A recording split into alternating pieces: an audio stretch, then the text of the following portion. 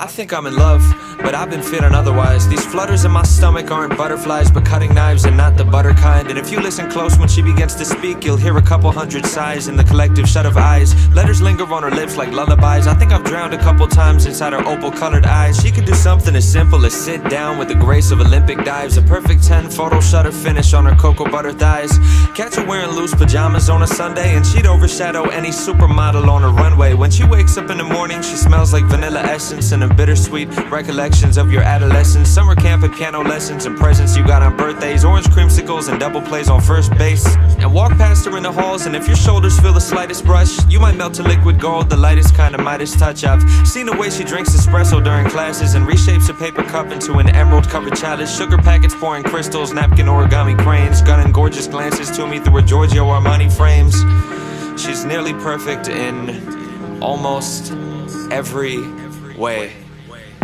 But she's got shit taste in movies. Ask her for her favorite titles, and she always likes to say she's down to go see anything by Shyamalan or Michael Bay. And also she's a psycho in the kitchen, it's a travesty. What kind of fucking monster cooks their pasta in a microwave? And she does this thing where she corrects your grammar if it's wrong, and clicks her tongue and winks and shoots a playful finger gun as if she's won some sort of contest. Empress victor of a conquest, Mrs. Armchair Shrink, let me fix you with a comment. Princess kick you when you're down, worship her to a godhead. It seldom happens that she listens to my voice and doesn't chime in quick with unsolicited advice. An unapologetic tyrant, a passive-aggressive rivalry. Ask her a question and catch a handful of sass and irony. And trust me, really, she is just the worst of board games. Debates about the rules like legislators at a court case. Tampers with the scales of justice, wielding pencils as her gavel. Once I even caught her cheating while she kept the score in Scrabble. She's a fucking wreck at checkers, plays Monopoly sloppily, always bringing up disputes and games of Trivia Pursuit. Sucks at Battleship and Risk, she fights better hand to hand. And don't even get me started about how trash she is at Candyland. Like you can't be bad at that game, yet you lose all the time. It doesn't make any sense. But I'm no Adonis either.